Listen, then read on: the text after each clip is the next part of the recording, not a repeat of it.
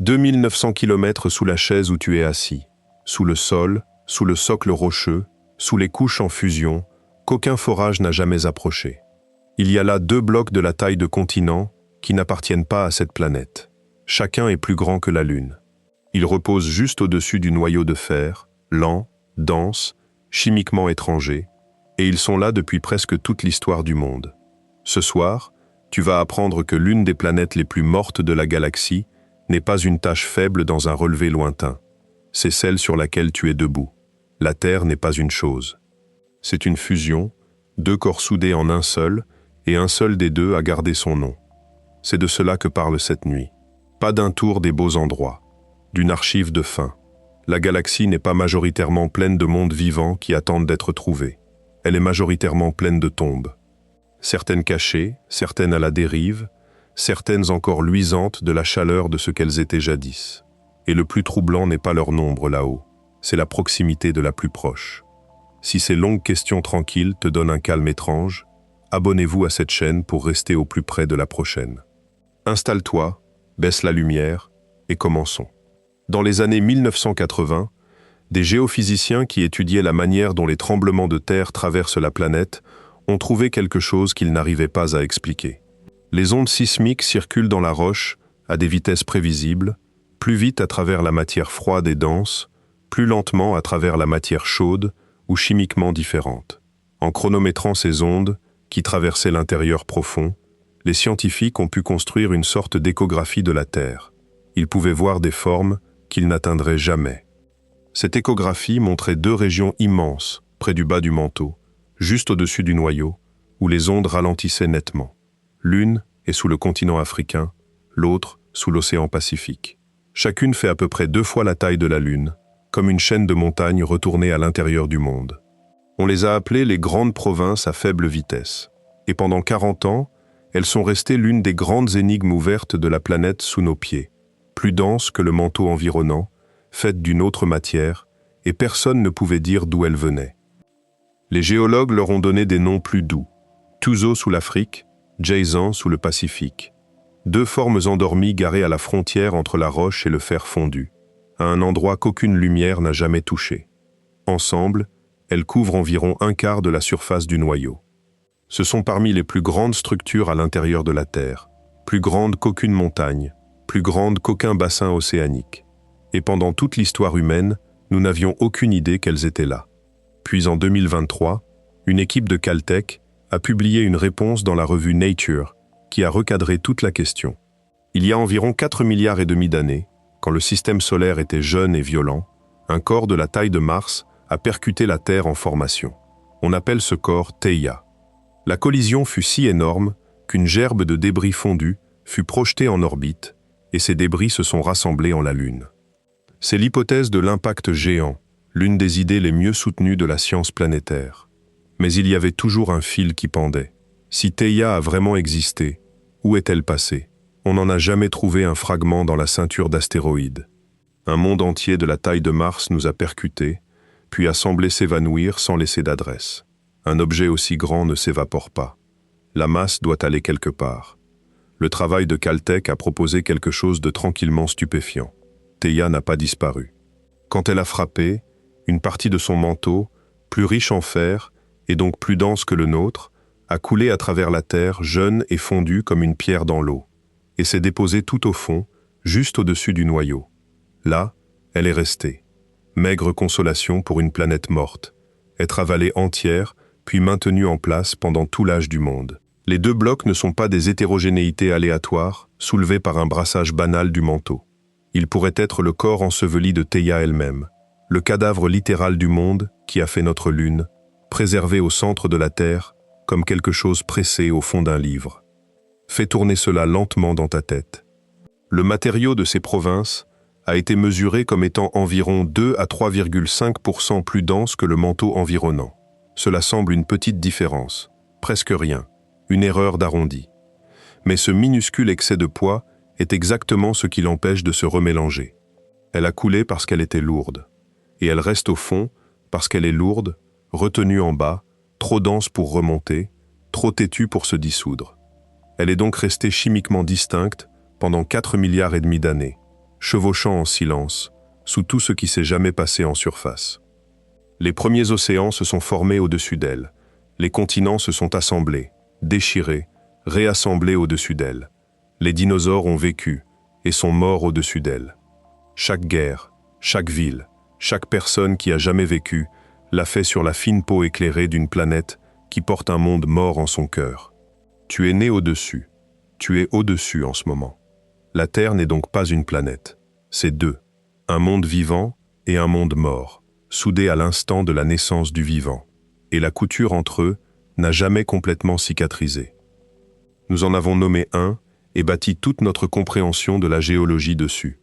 Nous avons oublié que l'autre était même là, jusqu'à ce que les tremblements de terre nous en tendent la forme.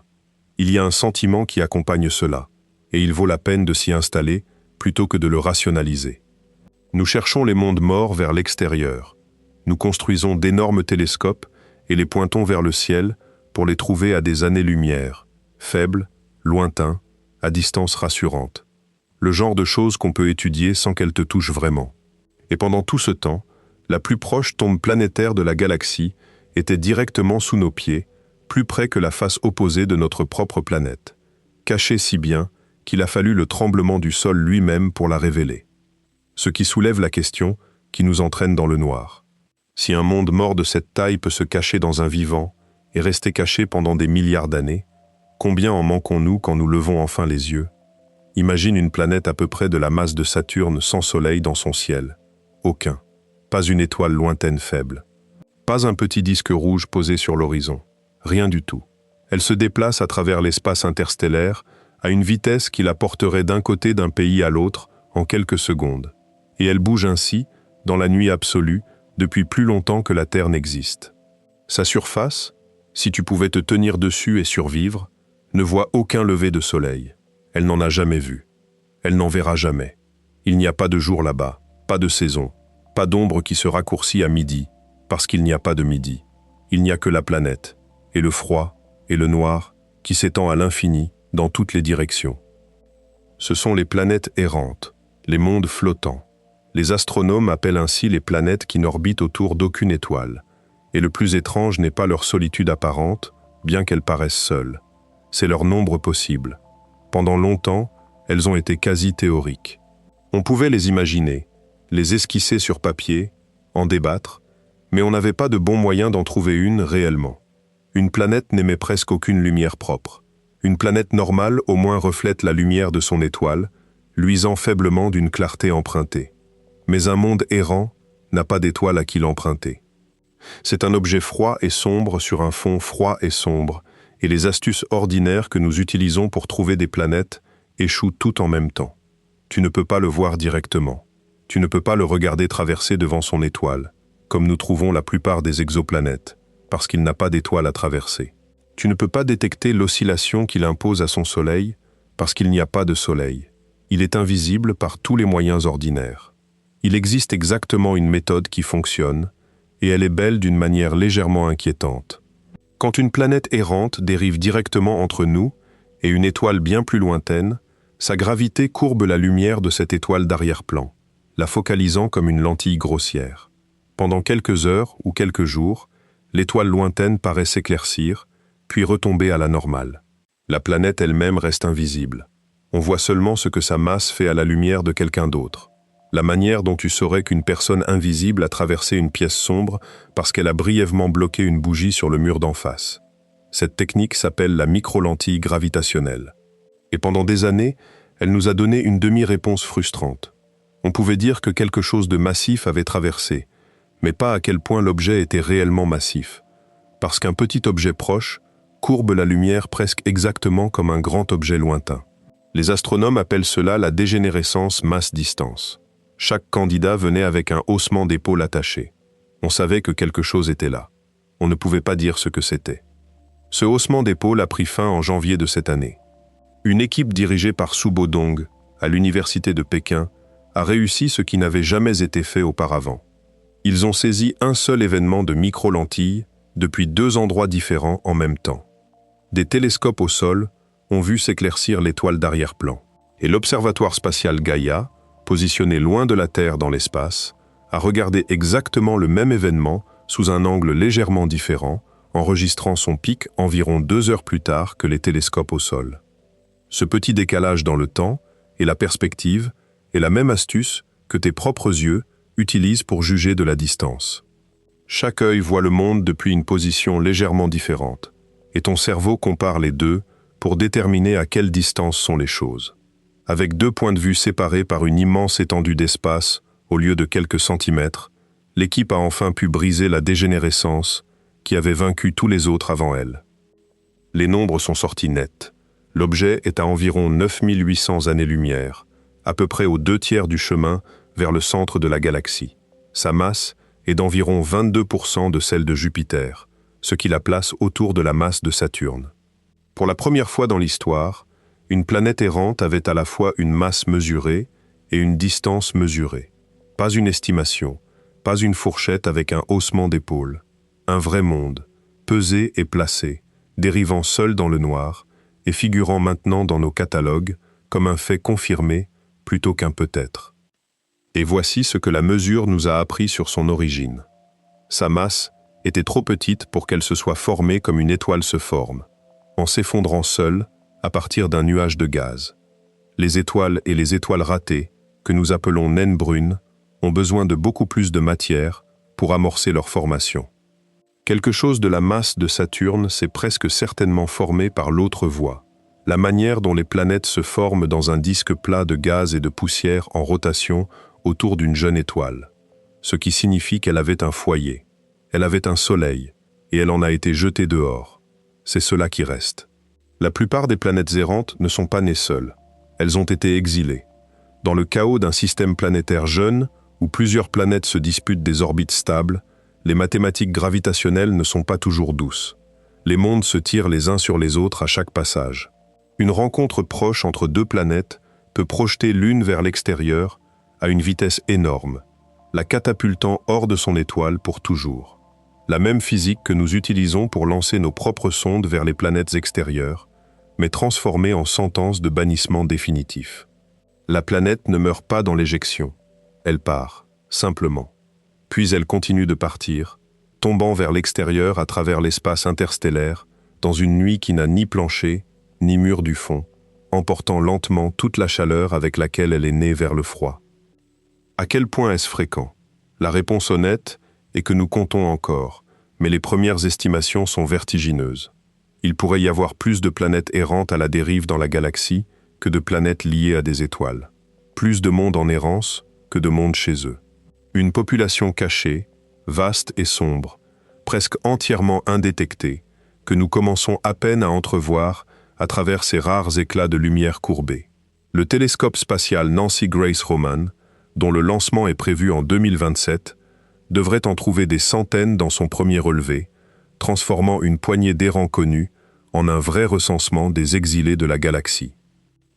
Mais le plus étrange des errants que nous ayons trouvés ne colle pas du tout à l'image solitaire et gelée. Il s'appelle SHA 11077626 et il est à environ 620 années-lumière dans la constellation du Caméléon. Il a une masse comprise entre 5 et 10 fois celle de Jupiter. Et il est jeune, seulement 1 ou 2 millions d'années. Selon les standards des planètes, qui se mesurent d'ordinaire en milliards d'années, c'est un nouveau-né. La nôtre a environ 4 milliards et demi d'années. Celle-ci sort à peine du berceau, et elle se nourrit. Des astronomes utilisant le très grand télescope au Chili l'ont vu s'éclaircir au milieu de l'an dernier, et les observations de suivi avec le télescope spatial James Webb ont confirmé ce qui se passait. La planète est entourée d'un disque de gaz et de poussière, matière résiduelle de sa formation, et cette matière tombe sur elle, un processus appelé accrétion. En août 2025, elle attirait de la matière au rythme de 6 milliards de tonnes par seconde. 6 milliards de tonnes chaque seconde. À peu près 8 fois plus vite que quelques mois plus tôt. C'est le taux de croissance le plus fort jamais enregistré pour une planète, où que ce soit. Des champs magnétiques puissants semblent canaliser le gaz vers la surface, à la manière dont on croyait que seules les jeunes étoiles le faisaient. Et là où le matériau s'écrase, il chauffe le monde en un point brûlant. Les astronomes ont même détecté de la vapeur d'eau dans le gaz qui spirale vers l'intérieur. C'est un monde sans domicile.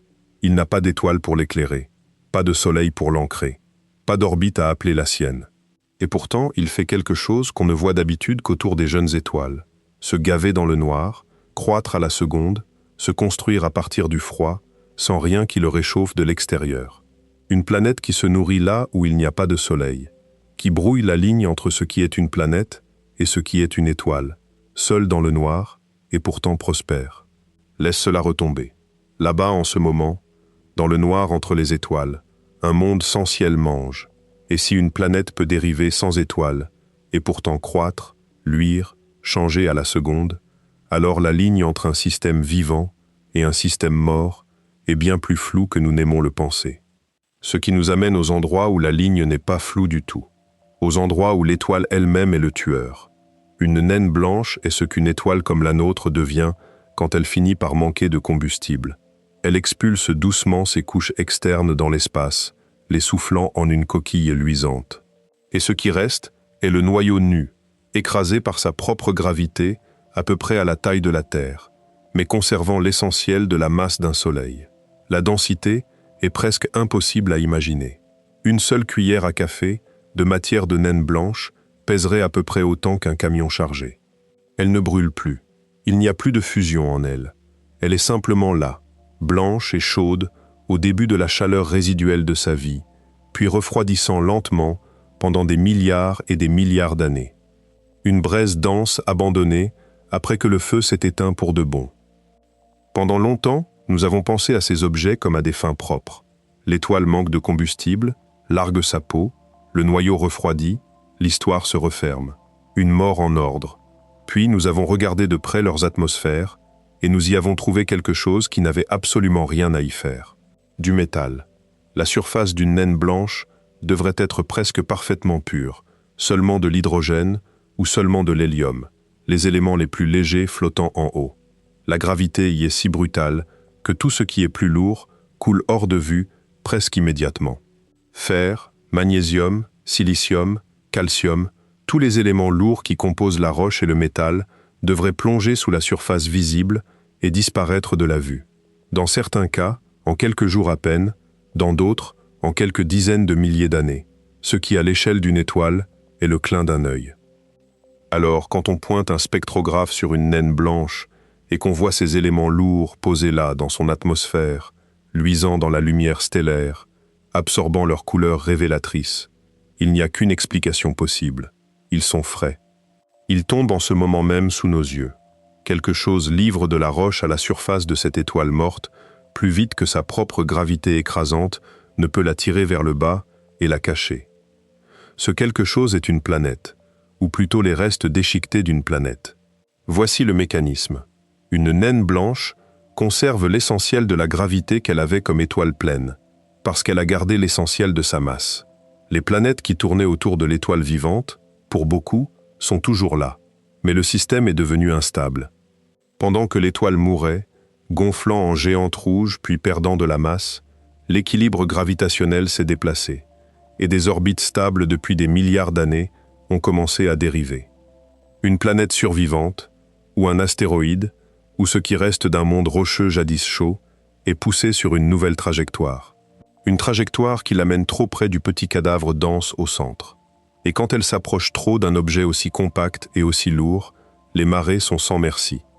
La gravité qui tire sur le côté proche de la planète est tellement plus forte que celle qui tire sur le côté éloigné que la différence déchire le monde. Il est tiré en un anneau de débris, broyé, puis il pleut sur la surface de l'étoile morte, élément par élément. Une lente autopsie chimique qu'on peut lire dans la lumière à de nombreuses années-lumière. Et ce n'est pas un rare accident sur lequel on est tombé une fois. Près de la moitié de toutes les naines blanches montrent cette pollution métallique. La moitié. Ce qui signifie qu'à travers la Voie lactée, nous avons déjà catalogué des dizaines de millions de systèmes planétaires morts confirmés, chacun tachant en silence son étoile de la poussière des mondes qu'il réchauffait autrefois. Chacune de ces taches est une planète qui n'existe plus, inscrite dans l'atmosphère de la chose qui l'a détruite. En octobre 2025, une équipe dirigée par Erika Le Bourdet, à l'Université de Montréal, a publié une étude sur une naine blanche particulière qui pousse toute cette image à sa limite. L'étoile s'appelle LSPM J0207 + 3331 et elle est à environ 145 années-lumière. C'est un vieux cadavre. Elle refroidit depuis à peu près 3 milliards d'années, dérivant tranquillement dans le noir, longtemps après avoir perdu la clarté qu'elle avait à sa mort. Selon toute attente raisonnable, son système planétaire devrait s'être tu depuis des lustres, tous les débris ramassés ou projetés loin depuis longtemps. La ripaille terminée, les livres refermés.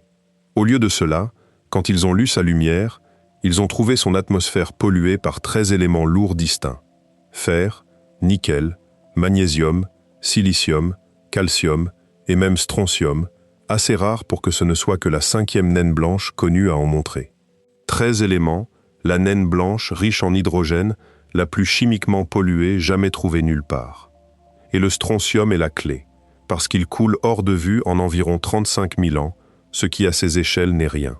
La pollution est actuelle, elle se produit maintenant. Cette braise de 3 milliards d'années se nourrit des restes d'un monde détruit aujourd'hui. En ce moment même, pendant que tu es allongé à écouter, drainant une planète en elle, à travers 145 années-lumière d'espace vide. Les astronomes ont établi ce qu'elle mangeait. La chimie de ces 13 éléments pointe vers un corps rocheux massif et différencié. Quelque chose avec un grand noyau de fer dense, globalement de composition terrestre. Quelque chose, autrement dit, qui fut jadis une vraie planète, pas une comète errante, ni un amas de glace. Il y a quelques millions d'années, une poussée gravitationnelle, peut-être l'attraction d'une autre planète survivante, peut-être le passage lointain d'une autre étoile, l'a envoyée spiraler vers l'intérieur. Elle a été déchirée par les marées. Et elle draine encore, même maintenant, à la surface de l'étoile qui l'a tuée. Son noyau de fer se dissolvant dans le cadavre de son propre soleil mort. Il y a un miroir dans tout cela, et c'est la partie qui ne te lâche pas une fois que tu l'as vu. Dans à peu près 5 à 7 milliards et demi d'années, notre propre soleil va manquer d'hydrogène. Il enflera en géante rouge, avalera les planètes intérieures, largera ses couches externes, et s'effondrera exactement en cela, une naine blanche, une braise de la taille de la Terre, refroidissant dans le noir. Les planètes survivantes, ou les décombres de celles qui ne survivront pas, dériveront à mesure que le Soleil mourant perdra de la masse. Et un jour lointain, les atomes de la Terre elle-même, le fer de son noyau, le silicium de ses montagnes, le calcium jadis enfermé dans l'os vivant, spiraleront peut-être vers l'intérieur et pleuvront à la surface du Soleil mort en une fine tache chimique. Un avis de décès pour notre monde entier, composé dans une langue que personne ne sera vivant pour lire. Voilà le long destin d'un système planétaire. Mais tout monde mort n'a pas à attendre des milliards d'années que son étoile meure pour livrer ses secrets. Certains portent la preuve de leur propre fin, juste là, à la surface, scellés et attendant, sur un monde assez proche pour que nous ayons déjà tendu la main pour le toucher. À la surface de Mars en ce moment, dans le ventre d'un robot de la taille d'une petite voiture, il y a un cylindre métallique, scellé, à peu près long comme un morceau de craie. À l'intérieur se trouve une carotte de roche prélevée sur le sol d'un ancien lit de rivière en juillet 2024. Et cette roche porte un motif qui, si tu le trouvais n'importe où sur Terre, tu appellerais une empreinte de vie presque sans y réfléchir. La roche a un nom, Chaîne de Cheyava. Elle est en forme de pointe de flèche, environ 1 mètre de long et un peu plus d'un demi-mètre de large, et elle se trouve dans un endroit appelé la formation Bright Angel, dans les restes desséchés d'une vallée de rivière, à l'intérieur du cratère G0. Le rover Perseverance l'a trouvée pendant sa longue traversée lente du fond du cratère, a passé ses instruments sur sa surface, et les lectures qui sont revenues étaient assez étranges pour que l'équipe scientifique s'arrête, regarde de plus près, puis regarde de plus près encore. Ce qu'ils ont vu en gros plan, c'était des taches, de petits points sombres qu'ils ont surnommés graines de pavot dispersées dans la roche, et de plus grands anneaux pâles qu'ils ont appelés taches de léopard, avec des centres blanchis et des bords plus foncés. Ce ne sont pas des marques décoratives ou des taches. Sur Terre, des motifs exactement comme ceux-ci se forment à ce que les géologues appellent des fronts de réaction. Les frontières, où un environnement chimique en rencontre un autre et où des minéraux précipitent le long de la couture, là où la chimie de la roche change activement. Et les minéraux qui ont précipité ici, dans ces taches et ces anneaux, sont ceux qui ont fait taire l'équipe. Deux en particulier. Le premier est la vivianite, un phosphate de fer hydraté. Sur Terre, la vivianite se rencontre encore et encore dans les sédiments, dans les tourbières, autour des eaux enterrées, dans la boue du fond des lacs, dans exactement le genre d'endroit où la matière organique est morte, s'est décomposée et a réagi avec le fer de la boue. Le second minéral est la grégite, un sulfure de fer. Et la grégite est celle qui compte le plus, parce que certains microbes sur Terre produisent la grégite directement. Ils construisent de minuscules cristaux à l'intérieur et autour d'eux, comme sous-produits de leur manière de gagner leur vie, en tirant de l'énergie du fer et du soufre, comme tu la tires de l'oxygène et de la nourriture. Mets les deux minéraux ensemble, arrange-les comme ils sont arrangés dans cette roche, et tu as quelque chose de proche d'une signature de manuel. Un microbe qui respire fer et soufre en utilisant le carbone organique de la boue comme sa nourriture, et les minéraux comme ce qu'il laisse derrière lui, produirait exactement ce motif. Vivianite dans les bords et les graines de pavot. Grégite au cœur des taches de léopard. Zone blanchie là où le fer oxydé rougeâtre a été chimiquement retiré et reconstruit en quelque chose de plus pâle et de neuf. La roche ressemble à tous les égards visibles aux résidus d'un repas mangé il y a des milliards d'années. L'échappement chimique de quelque chose qui fut jadis vivant et affamé sur le sol d'un lac martien. L'équipe a été prudente, et la prudence est tout l'intérêt. L'auteur principal de l'étude, Joel Hurowitz de Stony Brook, a directement adressé l'objection évidente. Cela aurait-il pu se former sans vie? Les réactions entre boue riche en fer et matière organique peuvent parfois se produire seules, avec assez de chaleur ou d'acide fort. Alors ils ont cherché ces conditions dans la roche. Ils ne les ont pas trouvées. Aucun signe de la chaleur ou de l'acide que le récit non biologique exigerait. Le chemin sans vie le plus simple vers ces minéraux semble fermé. En septembre 2025, après plus d'un an de relecture, la NASA a publié les résultats dans la revue Nature et a choisi ces mots avec précision. Ils n'ont pas dit qu'ils avaient trouvé la vie sur Mars. Ils ont dit que l'échantillon, nommé Saphir Canyon, contient une biosignature potentielle, le candidat le plus fort que la mission ait jamais produit. Un motif qui pourrait avoir une origine biologique, mais qui ne peut être confirmé depuis l'endroit où il se trouve. Biosignature potentielle. Peut-être les deux mots les plus chargés de toute la science planétaire moderne. La réponse est donc enfermée dans le tube, et le tube est sur Mars. C'est le plus cruel de la situation. Nous détenons peut-être en ce moment même la meilleure preuve physique jamais rassemblée que la vie est apparue sur un second monde, et nous ne pouvons pas la lire. Les instruments du rover sont extraordinaires, mais ce ne sont pas les instruments qu'il faut pour trancher une question aussi grande. Pour cela, il faut la roche elle-même dans un laboratoire sur Terre, sous des machines trop grandes et trop gourmandes en énergie pour être jamais lancée dans l'espace. La ramener s'est empêtrée dans les dépassements de coûts et les calendriers glissants. L'estimation la plus honnête est que la réponse n'arrivera pas avant la fin des années 2030, si elle arrive. Une génération de scientifiques passera peut-être toute sa vie professionnelle à savoir que la réponse existe, scellée dans un cylindre sur une autre planète, sans jamais pouvoir l'ouvrir. Un petit tube métallique, posé dans l'air fin d'un monde mort, contenant peut-être le second échantillon connu de vie jamais trouvé dans l'univers, intact, scellé, en attente. Pendant que les gens qui veulent le savoir plus que tout se tiennent à 100 millions de kilomètres, les mains vides. Et le monde sur lequel ils reposent n'était pas toujours ainsi. Le lit de rivière d'où est sortie la chaîne de Cheyava fut jadis une vraie rivière avec de l'eau qui coulait vraiment sous un vrai ciel. Ce qui signifie que Mars, avant qu'elle ne devienne l'endroit froid où nous envoyons des robots creuser dans sa tombe, était tout autre chose. Pour comprendre la roche dans le tube et ce qu'elle pourrait nous dire, il faut d'abord comprendre comment la planète autour d'elle est morte. Mars a un secret écrit sur toute sa surface, et il est si grand qu'il a longtemps été impossible de le voir comme un seul fait. La planète a deux visages, pas métaphoriquement, physiquement. La moitié nord et la moitié sud sont deux mondes profondément différents, portant le même nom, séparés par une frontière que tu pourrais tracer presque tout autour du globe. Va vers le nord et tu trouves des plaines lisses et basses, plates, géologiquement jeunes, peu cratérisées, plusieurs kilomètres sous l'altitude moyenne de la planète. On dirait presque une surface refaite, décapée de l'histoire profonde qui devrait s'y trouver. puis va vers le sud, et tout change.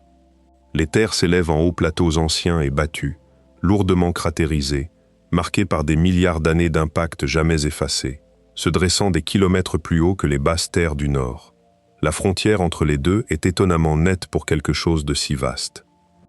Les géologues appellent tout cet arrangement la dichotomie martienne, et elle intrigue les scientifiques depuis à peu près 30 ans. C'est l'une des plus grandes structures uniques sur n'importe quel corps rocheux de tout le système solaire. Et la question qu'elle pose est simple à formuler et brutalement difficile à répondre. Pourquoi une planète aurait-elle deux moitiés complètement différentes, si proprement séparées, avec un côté jeune, bas et lisse, et l'autre ancien, élevé et déchiré? Quelque chose est arrivé à Mars, tôt et énorme. Quelque chose qui a fait main basse sur la moitié de la planète et l'a retravaillée. Et la cicatrice de cet événement est la surface même de la planète. Il y a deux explications dominantes, et le débat s'est aiguisé en 2024 et 2025 plutôt que de se résoudre. Première explication, la violence venue de l'extérieur. Un impact colossal unique, un corps peut-être de la taille d'une grande lune, frappa l'hémisphère nord en coup de biais très tôt dans l'histoire de la planète. La collision fut si énorme qu'elle souffla une énorme portion de la croûte nord, creusant les basses terres et laissant derrière le plus grand bassin d'impact du système solaire. Un coup, la moitié d'un monde réarrangé en un après-midi. Seconde explication, la violence venue de l'intérieur. Rien n'a jamais heurté Mars. L'ennui est venu de son propre intérieur. À mesure que la chaleur interne brassait son manteau, ce brassage est devenu déséquilibré, plus vigoureux sous un hémisphère que sous l'autre. Sur des millions d'années, cette circulation inégale a épaissi la croûte d'un côté et l'a aminci de l'autre, sculptant la dichotomie depuis le bas, patiemment, sans un seul moment dramatique. Une planète qui a fait pousser deux visages parce que son propre cœur n'a jamais battu régulièrement. Les deux histoires expliquent la forme qu'on voit. Aucune n'a définitivement gagné le débat. Mais il y a un second déséquilibre sur Mars, et il est peut-être le plus troublant. Mars a aussi un magnétisme inégal. La planète aujourd'hui n'a pas de champ magnétique global. Aucun. Elle est nue face à l'espace, sans bouclier, exposée. Mais les roches se souviennent d'une époque où ce n'était pas le cas. Verrouillées dans les parties les plus anciennes de la croûte, surtout à travers les vieux hauts plateaux du Sud, il y a un magnétisme fossile. L'empreinte gelée d'un champ magnétique qui a jadis existé, puis s'est éteint. Quand certaines roches refroidissent en dessous d'une température critique, tandis qu'elles se trouvent dans un champ magnétique, elles verrouillent la direction de ce champ en permanence, comme une aiguille de boussole gelée dans du verre, au moment où le verre durcit. La croûte martienne porte cette lecture de boussole gelée, préservée d'un champ global qui s'est éteint il y a très, très longtemps. L'histoire que ces roches racontent est celle-ci. Tôt dans sa vie, Mars avait un noyau brassant, fondu, électriquement actif, et le mouvement de ce métal liquide générait un bouclier magnétique global très semblable à celui qu'a la Terre en ce moment. Puis, il y a environ 3,9 milliards d'années, il a échoué. Le noyau a refroidi, la dynamo s'est arrêtée, et le bouclier s'est simplement effacé, ne laissant que ses traces fossiles verrouillées dans les plus anciennes roches. Pourquoi il a échoué là où celui de la Terre ne l'a pas fait, renvoie à un fait têtu, la taille. Mars n'est qu'environ la moitié du diamètre de la Terre, et les petits mondes refroidissent plus vite que les grands, comme une petite tasse de café refroidit bien avant une grande cafetière. Le feu au centre de Mars s'est réduit à des braises, pendant que celui de la Terre continue de rugir. Quand ce feu intérieur s'est atténué, la dynamo est morte, et le bouclier avec elle. La protection de la planète a échoué, parce que la planète était trop petite pour garder son propre cœur au chaud. La dichotomie est étrange, mais c'est de la géologie, c'est de la forme. La mort du bouclier est autre chose. C'est le moment précis où une planète d'aspect vivant est devenue une planète condamnée. Tant que ce champ tenait, Mars avait une armure, elle pouvait garder une atmosphère épaisse, elle pouvait garder son eau à la surface. Et il y a environ 3,9 milliards d'années, l'armure est tombée. Ce qui arrive à un monde après la chute de son bouclier n'est pas soudain. Il n'y a pas d'explosion, pas de changement instantané qu'on aurait pu regarder. C'est lent, c'est patient, et presque doux dans sa cruauté, se déployant sur des durées plus longues que toute l'histoire de la vie sur Terre. C'est une planète qui apprend molécule par molécule à s'étouffer. Quand le bouclier magnétique a échoué, rien de dramatique ne s'est produit. Pas d'explosion, pas d'assombrissement soudain, pas un seul jour terrible. Le soleil a continué à se lever sur le paysage rouge exactement comme il l'avait toujours fait.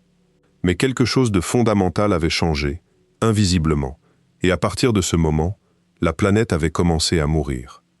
La mort a juste pris si longtemps qu'aucun être vivant n'aurait pu la sentir se produire.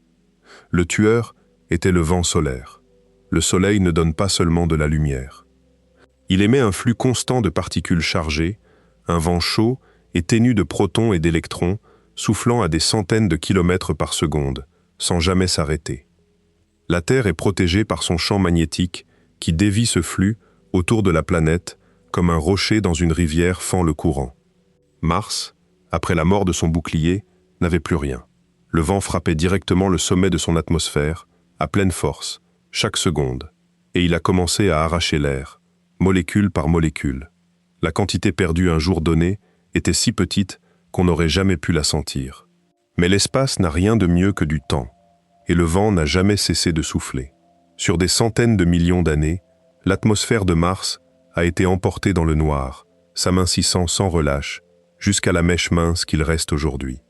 La pression de surface sur Mars est maintenant inférieure à 1% de ce que tu sens sur Terre. L'air est essentiellement parti. À mesure que l'air s'amincissait, l'eau a suivi. Avec moins d'atmosphère pour tenir la pression et piéger la chaleur, l'eau liquide en surface est devenue impossible. L'eau ne peut pas rester liquide dans un quasi-vide. Elle a soit gelé dans le sol et les calottes polaires, soit s'est évaporée et a été perdue dans l'espace avec tout le reste, entraînée par le même vent patient. Une planète qui saigne si lentement que le saignement lui-même est complètement invisible, mais pas moins fatal pour être si patient. Il n'y a jamais eu de crise. Il n'y a eu que le long vidage tranquille et irréversible d'un monde. Nous savons que Mars a eu cette eau. Les reçus sont écrits directement dans la roche, lus par un robot qui a passé plus d'une décennie à ne faire que cela. Le rover Curiosity a atterri dans le cratère Gale en 2012, et il travaille là-bas depuis. Et ce qu'il a trouvé, couche après couche, était la signature indubitable de l'eau. Curiosity a prouvé que le cratère Gale fut jadis un lac, un vrai plan d'eau liquide avec un fond et un rivage, qui a persisté, se remplissant et s'asséchant et se remplissant à nouveau, pendant quelque chose de l'ordre de 700 millions d'années. Arrête-toi sur ce nombre. 700 millions d'années d'eau liquide. La vie animale complexe existe sur Terre depuis moins de 600 millions d'années. Toute la parade visible de la vie sur notre planète tient dans une fenêtre plus courte que la durée pendant laquelle Mars a tenu de l'eau à sa surface. Quelle que soit la fenêtre dont la vie a besoin pour commencer, Mars l'a eue ouverte, grande ouverte. Et les conditions n'étaient pas marginales. L'eau était là, la chimie était bonne, il y avait des lits de rivières et des lits de lacs et des deltas. La Mars primitive était un monde avec des rivières et un ciel épais protecteur, assis dans le même jeune système solaire que la Terre primitive, fait des mêmes matériaux, réchauffé par le même soleil, apparemment en train de mener la même expérience avec les mêmes ingrédients. Et c'est la pensée qui hante tout ce chapitre, celle qui ne te laisse pas te reposer facilement. Mars et la Terre ont commencé presque en même temps, à partir de presque la même matière, chacune avec de l'eau liquide, une atmosphère protectrice et tous les ingrédients bruts que la vie, croyons-nous, requiert. Deux mondes, voisins, à qui on a donné la même chance, au même moment, au même endroit. L'un d'eux fait toujours tourner l'expérience. Tu vis à l'intérieur du résultat. Tu respires le résultat, tu es fait du résultat. L'autre s'est étouffé.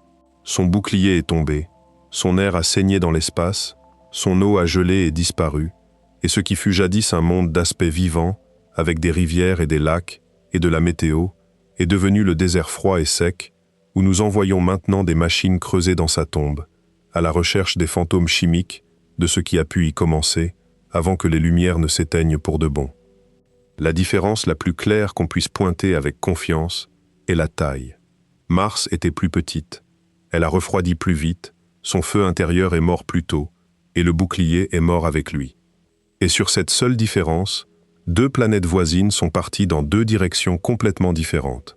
L'une vers nous, l'autre vers le silence. Nous ne savons pas encore si la vie a jamais vraiment pris pied sur Mars pendant sa longue jeunesse humide. C'est la question scellée à l'intérieur du tube, la question qui attend la fin des années 2030 ou au-delà.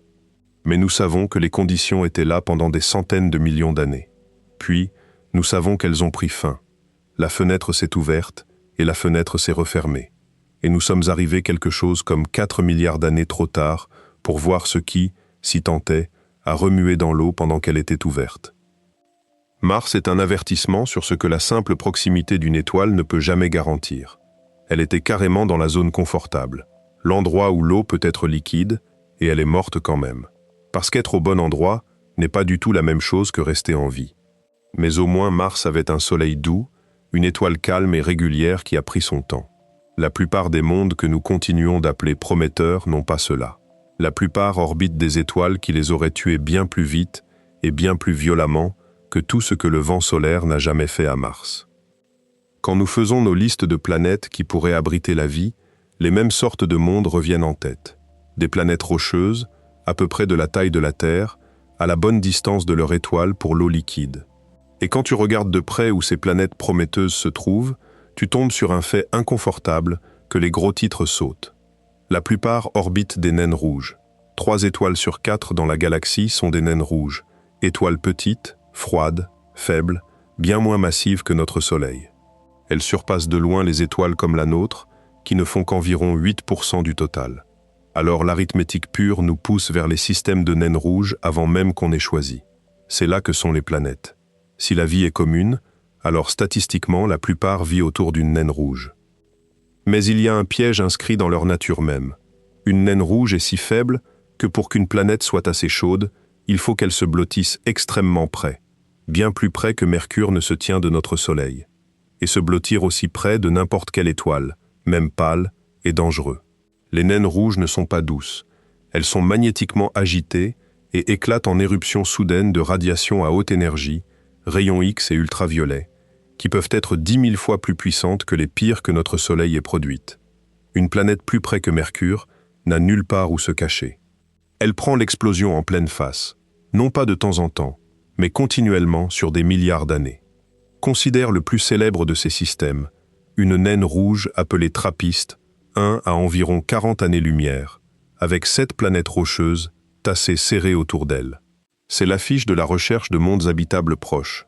Et quand le télescope spatial James Webb l'a examiné, le tableau était sombre. L'étoile lâche à peu près 6 éruptions par jour, chaque jour, un battement de tambour régulier et implacable soutenu sur toute l'histoire multimilliardaire du système. Imagine te tenir sur un monde où le ciel éclate 6 fois par jour pendant des milliards d'années sans pause. Rien de cela n'est survivable pour une atmosphère. Les observations du Webb l'ont confirmé. Les planètes intérieures de TRAPPIST 1 ne montrent aucun signe d'atmosphère significative. Elles semblent être de la roche nue, décapée, leur air arraché depuis longtemps. Même les planètes plus éloignées, dans ce qui devrait être la zone tempérée, reviennent au mieux ambiguës, les données penchant vers un air mince ou absent. Et TRAPPIST 1 n'est même pas le pire cas.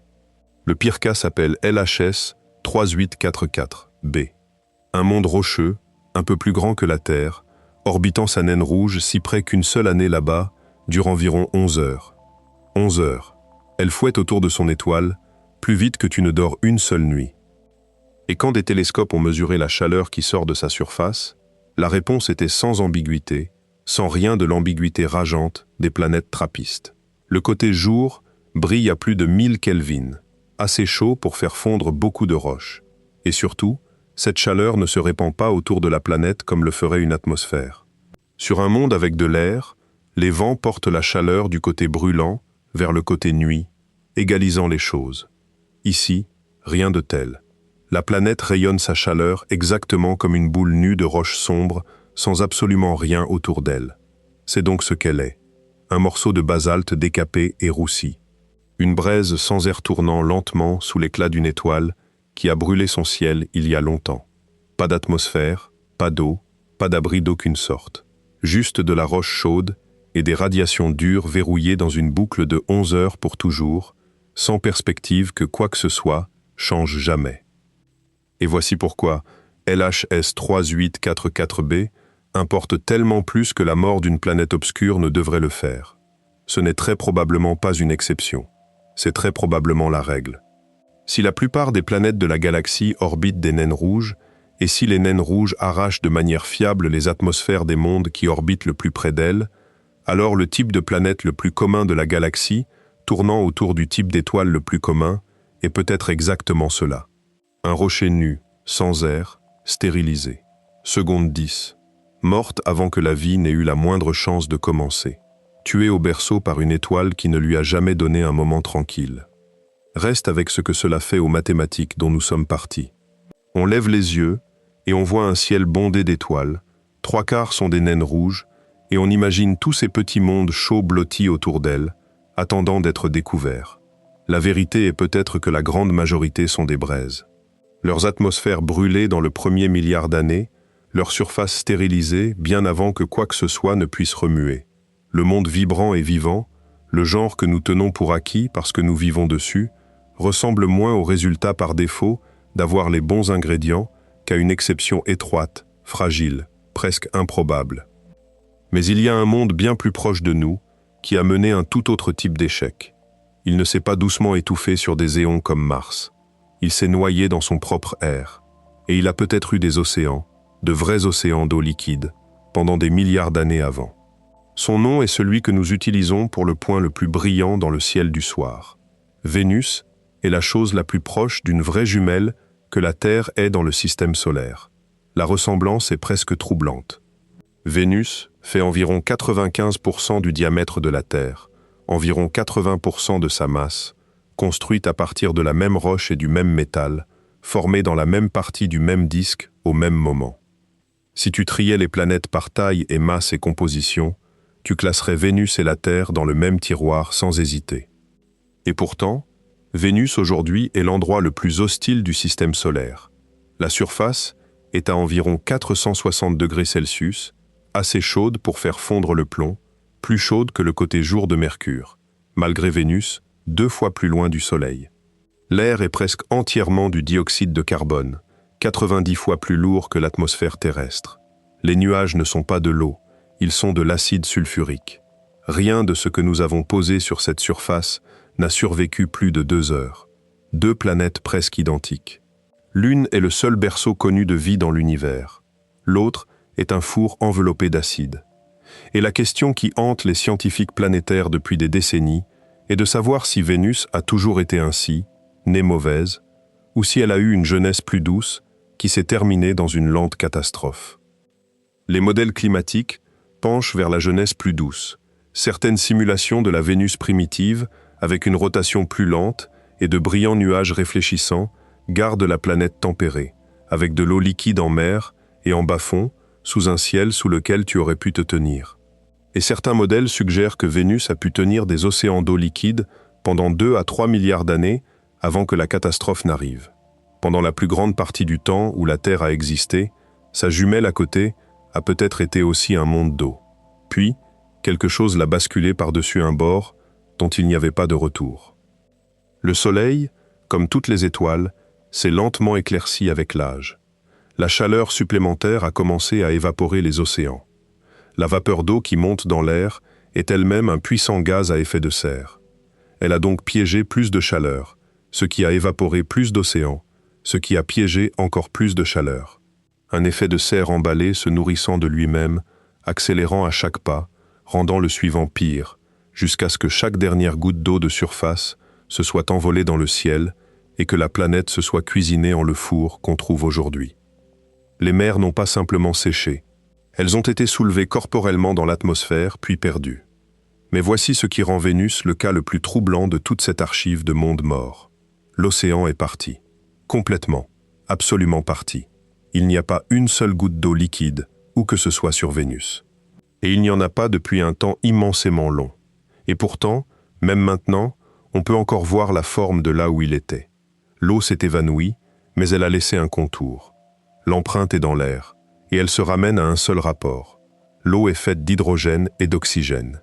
Mais une petite fraction des atomes d'hydrogène est une version plus lourde appelée deutérium, portant un neutron supplémentaire.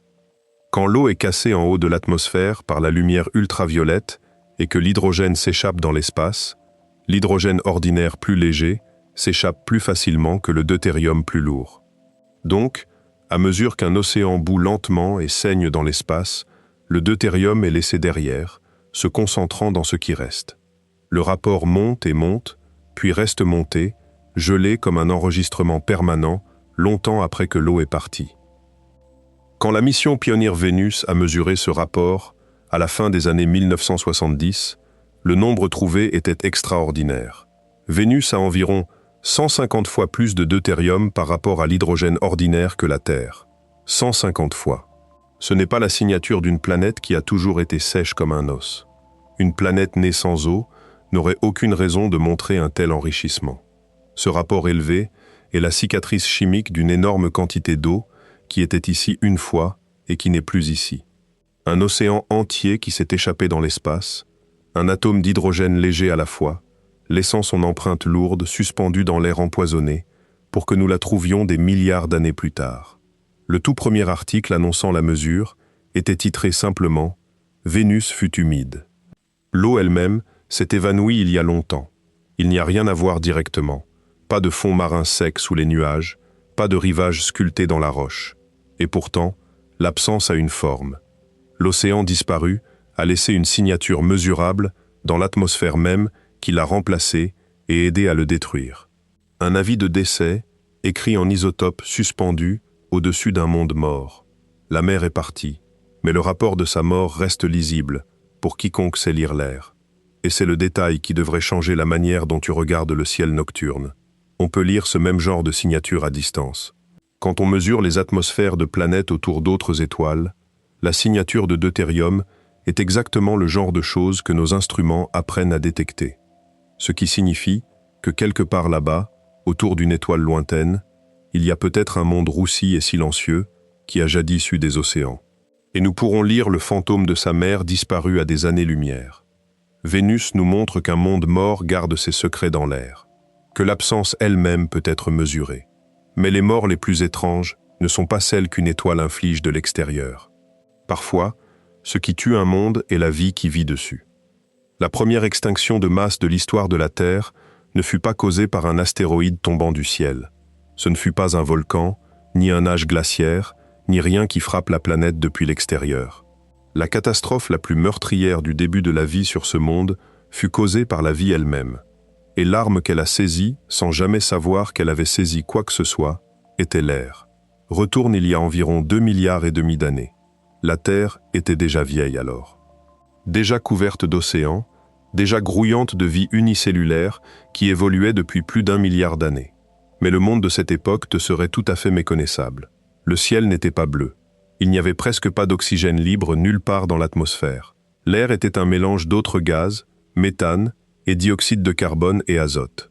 Et les êtres vivants de ce temps avaient évolué pendant plus d'1 milliard d'années pour prospérer précisément dans ces conditions. Pour eux, l'oxygène n'était pas le doux souffle de la vie. L'oxygène était un poison, un gaz réactif, corrosif, destructeur, qui déchirait la chimie interne délicate dont ils dépendaient pour vivre. Pour l'écrasante majorité de la vie sur la Terre primitive, l'oxygène était aussi mortel qu'un gaz chloré l'est pour toi. Et ils vivaient confortablement, et avec succès, dans un monde qui n'en contenait presque pas. Parfaitement adapté à des conditions qui n'allaient pas durer. Superbement ajusté à un monde qui allait être empoisonné sous leurs pieds. La chose qui a détruit ce monde fut une invention. Quelque part dans ces océans anciens, une sorte de microbe que nous appelons cyanobactéries est tombée sur une manière entièrement nouvelle de gagner sa vie. Elles ont appris à utiliser la lumière du soleil pour séparer l'eau et le dioxyde de carbone, puis à réassembler les morceaux en nourriture. Nous appelons cela la photosynthèse. Mais elle a un déchet. Chaque fois que ces microbes se faisaient un repas à partir du soleil, ils exhalaient un peu d'oxygène. Une cellule qui fait cela ne signifie rien. Mais les cyanobactéries se sont répandues sur les océans du monde entier, et pendant des centaines de millions d'années, elles n'ont jamais cessé d'exhaler. Lentement, cellule par cellule, elles ont pompé de l'oxygène dans les mers, puis dans le ciel. Au début, les océans l'ont absorbé. De vastes quantités de fer étaient dissoutes dans cette eau ancienne, et l'oxygène a réagi avec, le déposant sur le fond marin, en énormes couches rubanées de fer que nous minons encore aujourd'hui. Mais avec le temps, le fer s'est épuisé et l'oxygène a commencé enfin à s'accumuler dans l'air ouvert. Nous appelons cela le grand événement d'oxydation et ce fut, pour la vie de cette époque, une apocalypse. À mesure que l'oxygène inondait l'atmosphère, il empoisonnait les innombrables organismes qui n'avaient aucune défense contre lui et n'en avaient jamais eu besoin. Les estimations du bilan sont stupéfiantes, presque au-delà de la prise. Jusqu'à 80 à 99% de toute la vie sur Terre a peut-être été anéantie, étouffée et corrodée et chimiquement démantelée par un gaz qu'elle ne pouvait tolérer. Un gaz qui n'avait pas significativement existé nulle part avant que ses propres voisins et ancêtres ne commencent à le fabriquer. La biosphère avait, sans intention et sans conscience, construit l'instrument précis de sa propre destruction quasi totale, une molécule exhalée à la fois, sur une étendue si vaste qu'aucune génération n'aurait jamais pu remarquer l'air se retournant lentement contre elle. C'est le genre de mort qui n'a pas besoin d'ennemis. Pas d'impact venu de l'espace, pas de catastrophe extérieure. Juste la vie faisant ce que la vie fait, qui est de croître et de se répandre et de réussir. Réussir si complètement, si totalement, qu'elle a changé toute la chimie de l'atmosphère de la planète et tué presque tout dans le processus, y compris la vaste majorité d'elle-même. La chose la plus réussie qui soit jamais arrivée fut aussi la plus mortelle. Et maintenant retourne le tout, parce que l'inversion est là où cela devient vraiment profond. L'oxygène qui a failli terminer la vie est le même oxygène que tu respires en ce moment, sans y penser. La molécule exacte qui a causé le plus grand mourir en masse au début de l'histoire du monde est devenue, sur les milliards d'années qui ont suivi, le carburant qui a rendu tout le reste possible, y compris toi. Une fois que la vie s'est adaptée, non seulement à le tolérer, mais à activement le respirer, cette énergie abondante a ouvert la porte à des organismes plus grands, plus complexes, à des animaux, à des cerveaux, à toi allongé là à respirer le poison, comme si de rien n'était. Le poison est devenu la source d'énergie. La catastrophe est devenue le fondement. Mais cela n'avait pas à se passer ainsi. La vie sur Terre a survécu à sa propre apocalypse d'oxygène et en est ressortie transformée. Ce résultat n'était pas garanti. Beaucoup de scientifiques pensent qu'il est probable que d'autres mondes ont mené leur propre version de cette transition et ont échoué. Une planète où la vie a surgi, s'est répandue, a inventé quelque chose qui a inondé son atmosphère d'un sous-produit, puis n'a pas pu s'y adapter assez vite. Une biosphère qui s'est empoisonnée jusqu'au silence. Pas d'animaux, pas de complexité, pas de chapitre suivant. Nous supposons que la partie difficile, le grand filtre, est de commencer la vie du tout. Mais le grand événement d'oxydation suggère qu'il y a un second filtre tout aussi mortel, en embuscade longtemps après l'étincelle. Un monde peut faire démarrer la vie, la laisser prospérer pendant 1 milliard d'années, puis la regarder s'étrangler dans son propre succès emballé. Et les mondes qui échouent à ce second test ressembleraient, à grande distance, exactement aux mondes qui n'ont jamais essayé. Silencieux, vide. Il y a un mot que nous utilisons lâchement tout le temps, et le lâche du mot cache un gouffre. Le mot est habitable.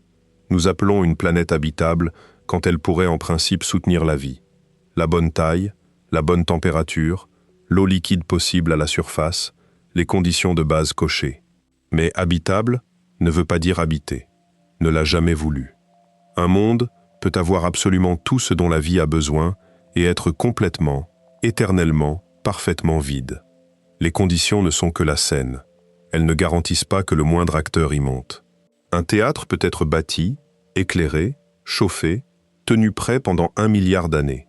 Et le rideau peut ne jamais se lever. C'est le fossé qui se tient silencieux sous tout ce dont nous avons parlé cette nuit. Et il est bien plus large que la plupart des gens ne le réalisent.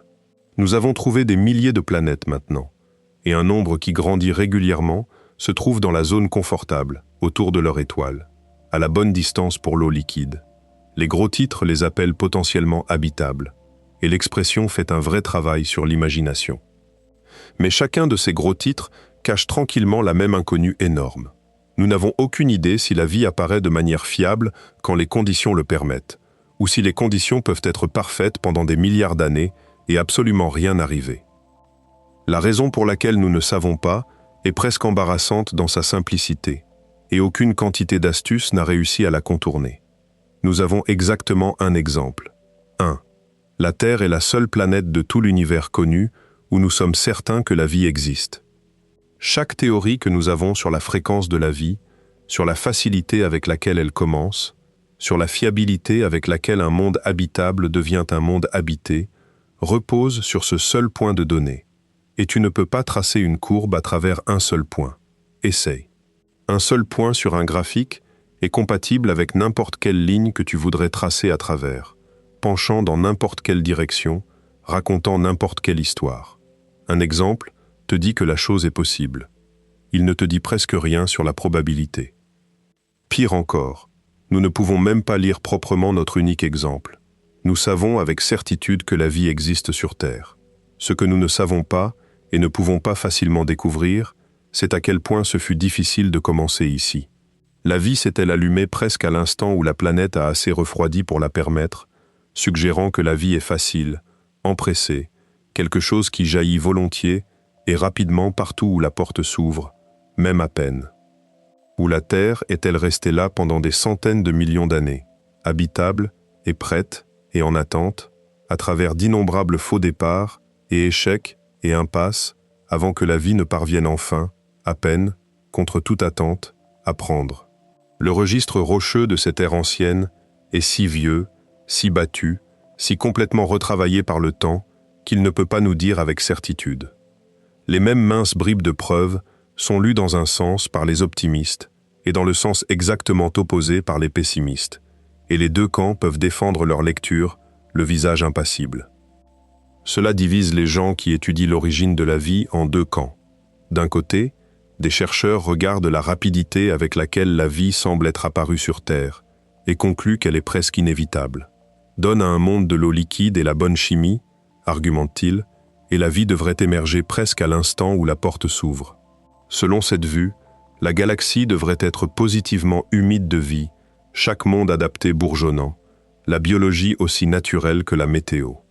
De l'autre côté, des chercheurs soulignent que le saut d'une chimie complexe à la première chose véritablement vivante est presque inimaginablement improbable. Selon cette vue, l'origine de la vie pourrait être si rare qu'elle arrive une fois par galaxie, ou une seule fois n'importe où. Une seule fenêtre, éclairée dans une vaste maison sombre de la taille de 100 milliards d'étoiles. Et voici la vérité troublante au centre. La même preuve soutient les deux vues également. Notre propre existence est parfaitement compatible avec une vie partout, et tout aussi compatible avec une vie presque nulle part. Parce que dans les deux cas, dans un univers noyé de vie, ou un univers presque stérile, nous nous trouverions quand même ici en vie, en train de poser la question. Un univers sans observateur en son sein n'a personne à l'intérieur pour se poser des questions. Alors notre propre existence ne peut pas nous dire à quel point nous sommes chanceux. Alors les mondes là-bas, dans les zones confortables, peuvent grouiller de vie, des océans, un ciel et un sol épais avec. Ou ils peuvent être le genre de mort le plus mort qui soit. Le genre qui a eu toutes les chances et n'en a saisi aucune. Des planètes avec de vrais océans et des ciels stables et 4 milliards d'années ininterrompues d'opportunités, où la chimie n'a simplement jamais franchi la ligne vers la vie, où les mers ont roulé et la pluie est tombée, et les couchers de soleil sont venus et partis sur une surface où rien n'en a jamais regardé un seul, habitable tout le temps, habité jamais. Nous ne pouvons pas distinguer ces deux sortes de mondes à distance, pas encore. Une planète qui ne s'est jamais réveillée ressemble à travers nos télescopes presque exactement à une planète qui est sur le point de le faire, ou à une déjà pleine de vie endormie. La différence entre un monde habitable vide et un vivant est la seule chose que nous voulons le plus savoir, et presque la seule chose que nous ne pouvons pas encore voir à travers ce gouffre. C'est un genre étrange et particulier de solitude, ne même pas savoir si tu es seul. Se tenir sur l'unique monde dont tu es absolument certain qu'il est vivant, respirer son air, et n'avoir aucun moyen de dire si c'est un parmi des milliards de mondes vivants, ou véritablement un sur un. Et même quand nous pointerons enfin nos meilleurs instruments vers ces mondes lointains et prometteurs, même quand nous lirons leur air, mesurerons leur lumière, tirerons leur chimie, il y a un problème plus profond caché à l'intérieur de l'acte même de mesurer. Tout ce que nous voyons là-bas est déjà vieux. Nous ne regardons jamais le présent. Nous lisons seulement le courrier des morts. Regarde n'importe quelle étoile ce soir, et tu ne la vois pas telle qu'elle est. Tu la vois telle qu'elle était. La lumière qui entre dans ton œil a quitté cette étoile il y a des années, des siècles, ou dans certains cas, longtemps avant qu'il n'y ait des humains sur Terre pour lever les yeux. La lumière est rapide, plus rapide que tout ce qui existe. Mais l'espace est si vaste que même elle met du temps à le traverser. Chaque point de lumière, dans le ciel nocturne, est une lettre écrite il y a longtemps et qui arrive seulement maintenant à ton œil. L'étoile la plus proche au-delà du Soleil est à un peu plus de 4 années-lumière. Tout le reste est plus loin, à des dizaines, des centaines, parfois des milliers d'années-lumière. Quand tu les regardes, tu regardes autant d'années dans le passé, voyant la lumière partie pendant que l'histoire se déroulait ici. La lumière de certaines des étoiles les plus lointaines que tu peux voir à l'œil nu les a quittées à peu près quand les premières villes s'élevaient sur Terre. Il n'y a pas de flux en direct de l'univers. Il n'y a que le courrier voyageant à la vitesse de la lumière, toujours en retard, décrivant toujours un moment déjà passé quand le message atterrit dans ton œil. Cette vieillesse porte une conséquence véritablement obsédante une fois qu'on la suit jusqu'au bout. Quelque part dans le ciel, que tu peux voir ce soir, il y a presque certainement une étoile qui n'existe plus. Une étoile qui a manqué de combustible et est morte, qui s'est effondrée, ou a explosé, ou s'est tranquillement éteinte, il y a des années, ou des décennies, ou des siècles. Mais la nouvelle de sa mort ne nous est pas encore parvenue. Elle est toujours en transit. La lumière que cette étoile a envoyée pendant qu'elle était vivante et brillait traverse encore le gouffre entre nous. Elle arrive encore. Elle peint encore fidèlement ce point dans notre ciel, comme si rien ne lui était arrivé. Nous regardons une étoile vivante qui est déjà un cadavre, et il n'y a aucun moyen pour nous de savoir laquelle. Il n'y a aucun moyen de regarder l'enveloppe et de dire si l'expéditeur est encore vivant. La lettre arrive avec exactement le même air d'une manière ou d'une autre, joyeuse et brillante, longtemps après que l'écrivain est mort. Tu pourrais fixer directement l'image rémanente d'une étoile morte en ce moment, prenant un calme confort dans sa lumière familière et régulière, et l'étoile elle-même pourrait être partie depuis 1000 ans, sombre et froide pendant 10 siècles, pendant que sa lettre finale continue de voyager vers toi.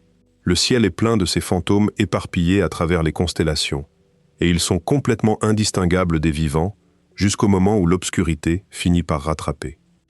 Maintenant, porte cette idée vers l'extérieur, vers les mondes que nous chassons, parce que c'est exactement là que cela cesse d'être une belle curiosité et devient une limite dure et permanente sur tout ce que nous pouvons jamais espérer savoir. Quand nous mesurons l'atmosphère d'une planète autour d'une autre étoile, quand nous captons la faible empreinte chimique de son air dans la lumière stellaire qui filtre à travers, nous ne voyons pas cette planète telle qu'elle est maintenant. Nous la voyons telle qu'elle était quand cette lumière l'a quittée, il y a des années, des décennies, des siècles, selon exactement à quelle distance elle se trouve. Pour la poignée d'exoplanètes les plus proches, ce délai est gérable, quelques années, quelques décennies. Mais le catalogue s'étend loin au-delà, vers des mondes à des centaines et même des milliers d'années-lumière. Et pour ces lointains, l'écart est énorme. Une planète à 1000 années-lumière nous est montrée telle qu'elle était il y a 1000 ans. Quoi que nous mesurions à son sujet, quelle que soit l'atmosphère que nous détectons, quelle que soit la chimie encourageante que nous trouvons et encerclons comme signe possible de vie, tout cela est un rapport vieux de 1000 ans, décrivant un monde tel qu'il se tenait 1000 ans avant que nous ne regardions. Ce qui signifie qu'un monde que nous marquons comme candidat prometteur pour la vie a peut-être été mort longtemps avant que sa lumière ne nous parvienne. L'atmosphère que nous sommes si excités de détecter est peut-être déjà partie. L'étoile qui l'orbite a peut-être lâché ses éruptions et arraché cet air jusqu'à la roche nue pendant les siècles mêmes que la lumière a passé à traverser vers nous. La planète sur laquelle nous écrivons des articles pleins d'espoir pourrait être une braise roussie maintenant. Et nous n'aurions aucun moyen de le savoir avant des centaines ou des milliers d'années. Nous sommes des historiens planétaires, bien plus que des observateurs. Nous lisons la biographie de la galaxie, jamais la diffusion en direct. Cela met un poids étrange sur toute la grande recherche. Nous tamisons patiemment à travers de vieilles lettres venues d'endroits qui n'existent peut-être plus, sachant que nous ne pouvons pas dire depuis le cachet. Plus la distance est grande, plus la lettre est vieille, plus il est probable que le message décrit un monde déjà passé à ce qui vient après la vie. Mais la distance n'est pas la seule chose qui nous sépare de ces mondes à travers le noir. Il y a aussi le temps d'un tout autre genre. Parce que même les conditions qui rendent un monde habitable en premier lieu ne sont pas des installations permanentes. Elles bougent, elles dérivent, et une planète peut être parfaite pour la vie à une époque et complètement inhabitable à la suivante, non pas parce que quelque chose l'a frappée ou dépouillée, mais simplement parce que la fenêtre de chaleur a glissé tranquillement devant elle et s'en est allée. Nous parlons de la zone habitable comme si c'était un lieu, un anneau tracé autour d'une étoile, une bande de biens immobiliers de premier choix, à juste la bonne distance, où une planète peut retenir de l'eau liquide à sa surface. À l'intérieur de l'anneau, trop chaud, l'eau bout. À l'extérieur de l'anneau, trop froid, l'eau gèle. Et au milieu, la ceinture confortable, la bande tempérée où les mondes peuvent vivre et respirer. C'est une image utile, et tu la vois dans chaque diagramme. C'est aussi, d'une manière tranquille, faux. Parce que la zone habitable n'est pas vraiment un lieu du tout. C'est un moment. Les étoiles ne restent pas les mêmes au long de leur longue vie. Elles changent régulièrement et sans relâche. Et l'un des changements les plus inévitables est qu'elles s'éclaircissent. Une étoile comme notre Soleil devient lentement plus lumineuse en vieillissant, brûlant plus chaud et plus brillant à mesure qu'elle avance dans son combustible. Notre propre Soleil est quelque chose comme 30% plus brillant maintenant qu'il ne l'était quand la Terre s'est formée. Et à mesure qu'une étoile s'éclaircit, la zone confortable qui l'entoure ne reste pas en place. Elle glisse vers l'extérieur, s'éloignant de l'étoile qui se réchauffe, abandonnant les mondes qui étaient jadis confortablement à l'intérieur et s'étendant vers des mondes qui étaient jadis trop froids. L'anneau de chaleur n'est pas cloué, il migre. La bande d'habitabilité rampe donc vers l'extérieur avec le temps, comme le bord d'une ombre qui traverse un plancher à travers l'après-midi. Une planète qui était parfaitement placée tôt dans la vie de son étoile, assise juste dans le point tempéré, peut se retrouver sur des milliards d'années, lentement cuisinée, alors que la zone la dépasse et que l'étoile devient féroce. Et pendant ce temps, un monde gelé plus loin, verrouillé dans la glace et depuis longtemps abandonné comme perte morte, peut sentir la chaleur ramper vers lui, se rapprocher, jusqu'à ce qu'un jour, la zone arrive enfin et que la glace commence à fondre et que le monde se réveille. L'immobilier n'est pas fixe et les locataires ne restent pas.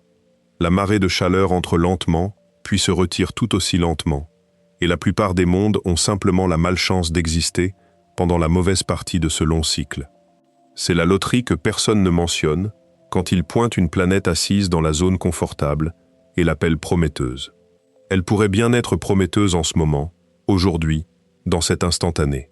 Mais maintenant n'est qu'un instantané, une seule image tirée d'un film long de milliards d'années. Rembobine cette planète d'1 milliard d'années et elle aurait pu être un rocher gelé sans vie, trop loin d'une étoile plus faible. Avance-la d'1 milliard d'années et elle pourrait être un four emballé, cuisiné par une étoile qui s'éclaircit. La fenêtre d'habitabilité pour un monde donné n'est pas toute la vie de la planète. C'est seulement une tranche, parfois une tranche généreuse et parfois une tranche cruellement mince. Et tout le reste de la longue existence de cette planète est passé du mauvais côté de la ligne, soit trop froid, soit trop chaud, mort avant ou mort après.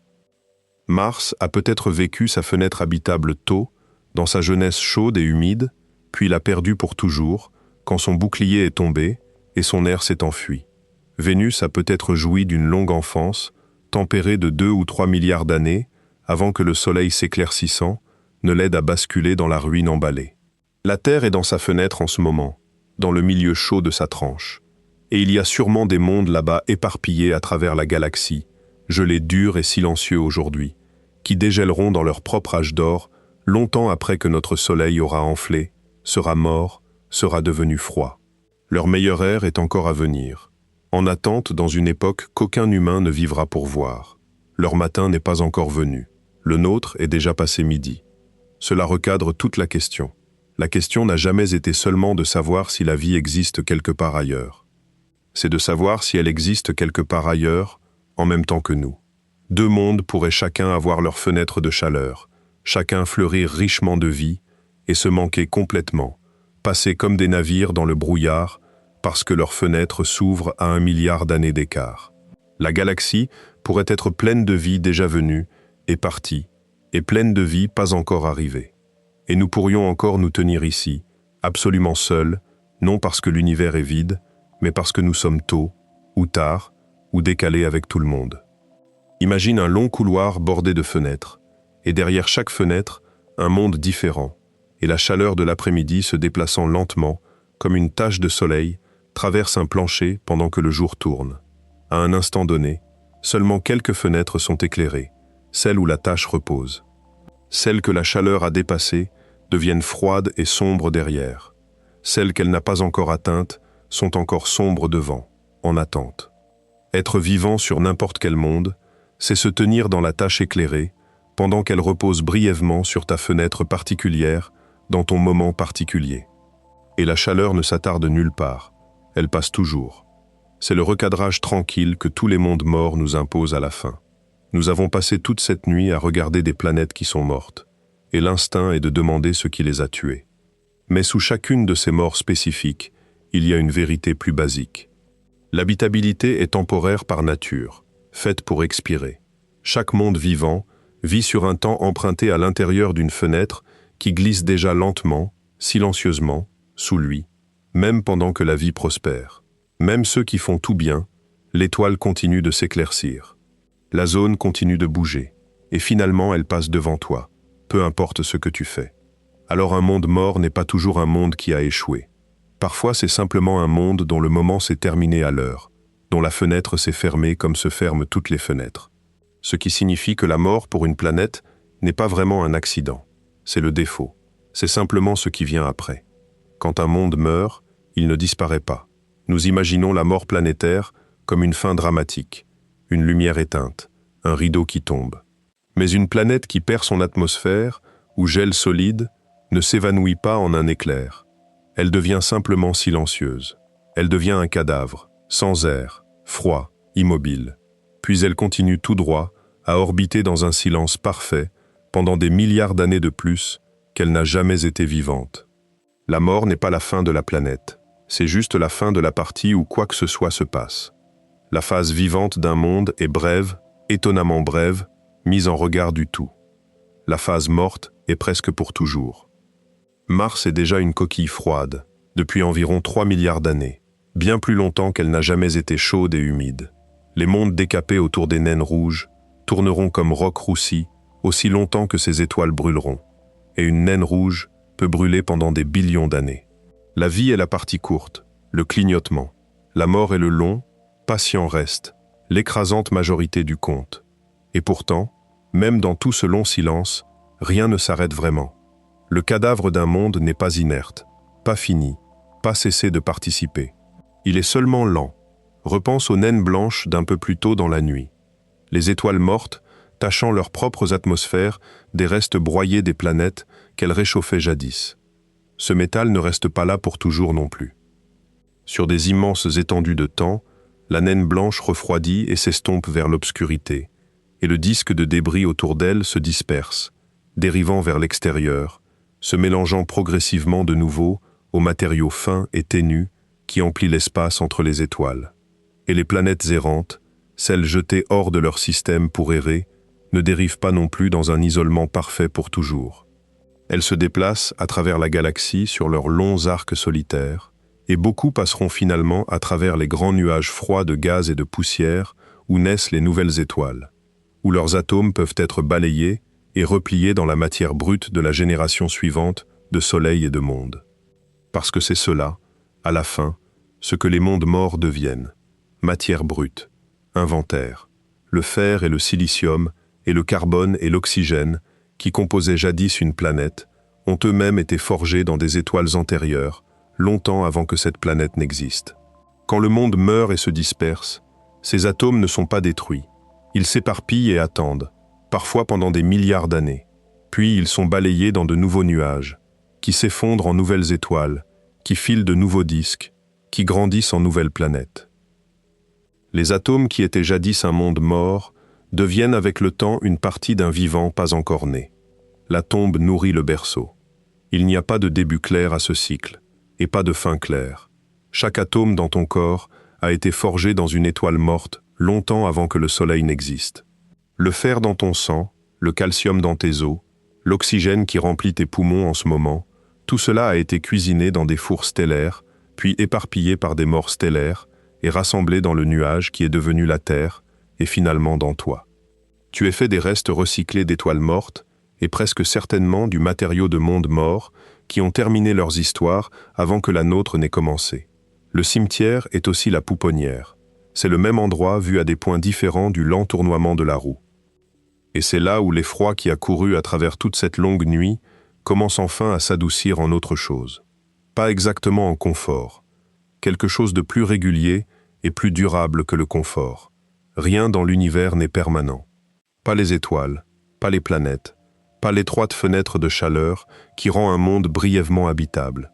Pas nous, pas le sol sous toi. Tout ce que nous avons regardé cette nuit est en chemin vers une fin, y compris le plancher même sur lequel tu es allongé. C'est vrai, il n'y a pas moyen d'en argumenter la sortie, et pas d'intérêt à essayer. Mais rien n'est jamais vraiment gaspillé non plus. C'est l'autre moitié de la vérité. Et elle est tout aussi réelle et tout aussi solide que la première. Un monde mort n'est pas un échec ou une perte au sens final. C'est une phase, une étape, un tournant du matériau d'une forme à une autre. La matière persiste, elle passe. Elle devient la prochaine chose, puis la chose d'après.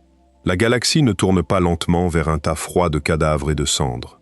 Elle tourne sans fin, prenant le matériau de tout ce qui s'est terminé et bâtissant patiemment à partir de lui tout ce qui n'a pas encore commencé, sur des échelles de temps si immenses que la vie et la mort d'une seule planète ensemble sont à peine un clignotement, une seule image dans le grand mouvement. Les 2 blocs de Theia enterrés sous tes pieds ne sont pas juste une tombe, pas juste une chose morte rangée et oubliée. Ils font partie de l'intérieur vivant et actif de cette planète, encore à façonner la manière dont la chaleur monte à travers la Terre, encore à influencer le lent brassage profond qui pilote la dérive des continents et nourrit les volcans et garde toute la machine de la surface vivante. Le monde mort est tissé directement dans le vivant. Il n'a jamais cessé de participer au monde dont il est devenu partie. Il a seulement changé ce qu'il faisait, passant d'être une planète à être le cœur profond d'une. Alors les mondes là-bas dans le noir, les planètes errantes, et les rocs décapés, et les coquilles gelées silencieuses, et les fantômes d'océans disparus, suspendus dans l'air empoisonné, ne sont pas simplement les déchets de l'univers, sa poubelle, ses ratés balayés dans un coin. Ils sont son inventaire, son matériau stocké, les pièces qu'il n'a pas encore réutilisées. Chaque monde mort là-bas est aussi, avec assez de temps, ce que l'univers a en réserve infinie, le début brut d'un monde qui n'existe pas encore, ce qui ne laisse qu'un monde ce soir toujours non compté. Le seul encore chaud, le seul encore en train de tourner dans sa fenêtre ouverte, dans sa tâche éclairée, dans son moment, celui sur lequel tu es allongé en ce moment. Faisons la comptabilité simplement et honnêtement. La Terre a été habitable pendant à peu près 4 milliards d'années. C'est la partie déjà dépensée. Et la partie qui reste avant que le soleil qui s'éclaircit ne rende la vie complexe à la surface impossible est de l'ordre d'1 à 1,5 milliard d'années. Les nombres ne sont pas exacts, mais la forme d'ensemble est claire, et la forme est ce qui compte. Nous sommes passés le milieu, pas en train d'y approcher, passé. Si tu traces toute la vie habitable de la Terre comme une seule longue soirée, le soleil est déjà bien descendu dans le ciel occidental. Il y a encore beaucoup de lumière, assez pour voir, mais c'est la lumière oblique et dorée de l'après-midi, pas celle fraîche du matin. Ce n'est pas une prédiction, ni une peur. C'est juste l'arithmétique menée honnêtement sur la même physique simple qui gouverne chaque étoile. Et nous savons à peu près à quoi ressembleront les heures tardives, parce que nous avons passé toute cette nuit à les regarder sur les mondes voisins.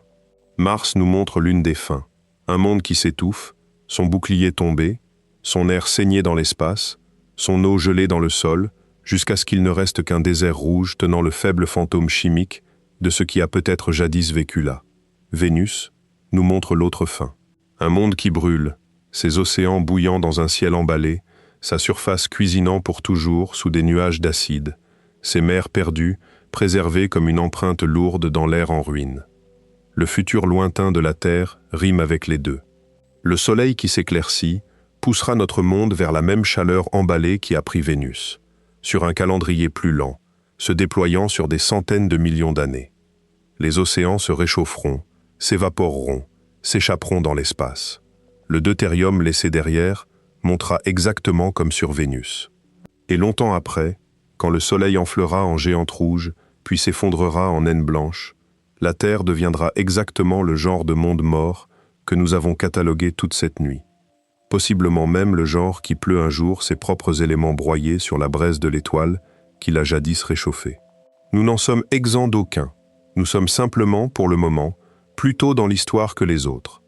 Mais il y a une chose que la Terre a que Mars et Vénus n'ont jamais eue, et ce n'est pas de l'eau, ce n'est pas une atmosphère, ce n'est pas un champ magnétique, ce n'est pas une orbite chanceuse, c'est nous. Ou plus précisément, c'est le savoir. Aucune autre espèce sur cette planète en 4 milliards d'années n'a jamais compris où son monde se trouve dans le long arc des choses. Les dinosaures ont régné pendant plus de 150 millions d'années et n'ont jamais su que le soleil s'éclaircirait un jour et ferait bouillir les mers. Les cyanobactéries qui ont failli terminer toute vie n'ont jamais su qu'elles le faisaient, n'ont jamais su qu'il y avait un cela à faire. Pendant presque toute l'histoire de la vie sur Terre, les êtres vivants ont vécu entièrement à l'intérieur de leur propre moment, sans le moindre sens que le moment était un moment, qu'il avait commencé et se terminerait. Et puis, étonnamment récemment, dans la dernière écharde de cette longue histoire, une espèce a fait le calcul, a trouvé le véritable âge de la planète sous elle, a trouvé la durée de vie de l'étoile au-dessus, l'éclaircissement lent et inévitable, la fenêtre de chaleur, et exactement où nous sommes assis à l'intérieur. A regardé les mondes morts tout autour de nous et a compris, pour la première fois, dans toute l'histoire de cette planète vivante, ce qu'ils étaient vraiment et ce qu'ils signifiaient pour nous. Et ce savoir n'a que quelques décennies à peine. Presque tout ce dont nous avons parlé à travers cette longue nuit, le corps enseveli de Theia tenu au cœur de la Terre, les planètes errantes, pesées pour la première fois dans le noir, les naines blanches se nourrissant des restes broyés de leurs propres enfants, la biosignature potentielle scellée dans son tube sur Mars, le fantôme de l'océan disparu de Vénus, encore suspendu dans son air, tout cela a été appris en une seule vie humaine, dans la mémoire vivante. Nous sommes la première génération de la première espèce, sur le seul monde vivant que nous connaissons, à pouvoir voir toute la forme de l'histoire d'un coup. Début, milieu et fin étalés ensemble. Et c'est une chose étrange, lourde et presque insupportable à qui on la donne. Être vivant, à l'unique époque étroite, où la fenêtre est ouverte, et la chaleur est ici, et le soleil est encore une lumière dorée douce et régulière dans le ciel. Et être aussi les tout premiers jamais capables de comprendre pleinement que rien de tout cela n'est permanent, que la fenêtre se fermera, que la chaleur passera plus loin dans le couloir. Savoir que nous nous tenons dans la tâche éclairée pendant qu'elle repose pour l'instant sur notre fenêtre particulière. Et lever quand même les yeux, continuer à lever les yeux, sachant tout cela. La galaxie est une archive de longues soirées, une vaste collection de mondes, chacun figé à une heure différente de la même seule histoire. Certains sont encore dans leur matin froid, verrouillés dans la glace, en attente d'une chaleur qui n'est pas encore arrivée. Certains sont dans leur après-midi doré, comme le nôtre, chaud et tournant et brièvement éveillés. Certains sont devenus sombres il y a des lustres, et seule leur vieille lumière nous atteint encore, lettre d'expéditeur déjà mort depuis longtemps. Et quelques-uns, éparpillés impossiblement loin, peut-être en ce moment exactement là où nous sommes, chauds et brièvement conscients avec quelqu'un à la surface, levant les yeux dans sa propre nuit et se demandant les mêmes choses que nous. Nous nous trouvons à l'intérieur d'une autre en ce moment. La fenêtre est ouverte. La lumière est encore dorée. Le sol sous toi est chaud et vivant et en train de tourner. La face vivante d'un monde qui fut soudé il y a longtemps à un mort, nous portant à travers un moment qui ne durera pas et qui n'a pas besoin de durer. Alors tant qu'il fait encore assez chaud pour lever les yeux, lève les yeux, c'est tout. La soirée est longue, elle est nôtre, et il fait encore, pour le moment, assez clair pour voir.